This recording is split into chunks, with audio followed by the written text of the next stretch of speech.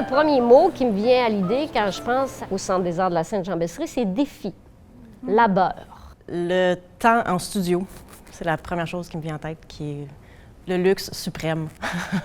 Moi, je dirais la facilité, l'accessibilité.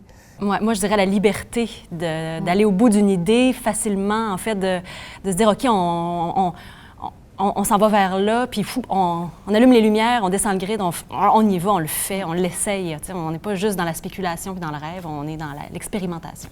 C'est inventer, c'est faire de la création dans de belles conditions. D'avoir nos rangements, nos bureaux et les locaux de répétition dans la même place et tout l'outillage qu'il y a pour pouvoir faire décor, costumes, ça, c'est les premiers, l'utilité.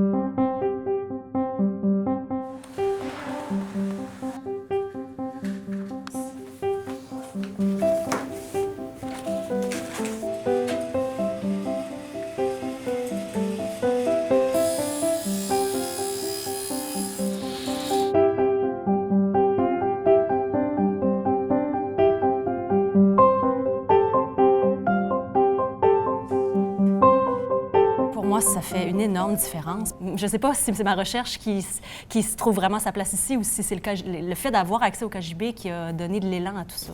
On n'a pas besoin de penser à comment trouver des locaux de répétition, on n'a pas besoin de penser comment est-ce qu'on va trouver nos bureaux. C'est vraiment... Et tout ça, quand on enlève cette recherche-là, en fait, ça nous donne l'espace et le temps pour pouvoir plus nous concentrer sur nos créations. Bien, honnêtement, si on n'avait pas été admis au KJB, je pense que la compagnie n'existerait plus. C'est aussi simple que ça. C'est des lieux qui permettent de travailler la danse dans un endroit plus sécuritaire pour le corps. Pour moi, ça a fait une grande différence. Ça a permis la professionnalisation d'une part, puis d'autre part, je pense que ça permet un immense rayonnement national parce que maintenant, quand on dit qu'on est au Centre des arts de la Sainte-Jean-Besserie, ça a une résonance bien au-delà de Sherbrooke.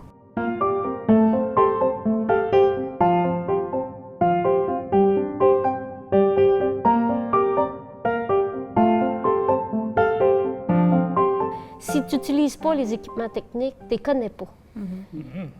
Et on arrivait, puis on avait quelques heures pour les utiliser, on ne les connaissait pas. Alors que maintenant, quand on est ici, on possède nos équipements. Quand on arrive soit à la création ou soit en tournée, on sait de quoi on parle.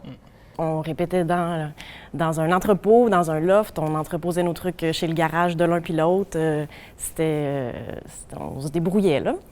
Mais c'est ça. C'est cool pour une couple d'années, mais à partir de, tu sais, pour développer la pratique, c'est des conditions qui fait que tu t'épuises. Ça fait que ça veut dire qu'il faut que tu prévois dans ton échéancier de travail en création 1 an à l'avance. Bon, OK, on se commet, là, puis dans ces 2 semaines-là, on va faire de la prod, puis on va faire nos intensités d'éclairage, on va construire notre décor pour être prêt dans cette semaine-là, mais le texte n'est même pas écrit, les comédiens sont à peine choisis.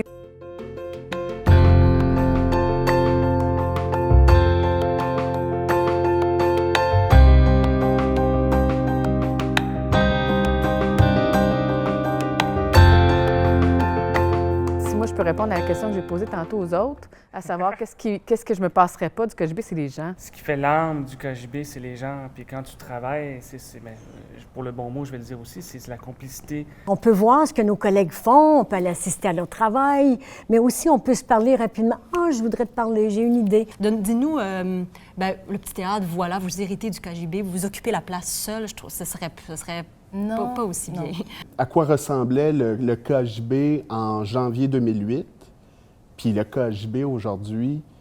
Bien, moi, je trouve qu'une des grosses différences, c'est le nombre de personnes qu'on croise dans le bâtiment. Puis c'est le fun, puis qu'il y ait des gens en dehors des compagnies résidentes qui viennent aussi travailler, c'est le fun. Je trouve que c'est vivant. Puis je pense que c'est peut-être une valeur qui est vitale de se côtoyer, de garder ça en tête. Qui sommes-nous à travers le grand nous?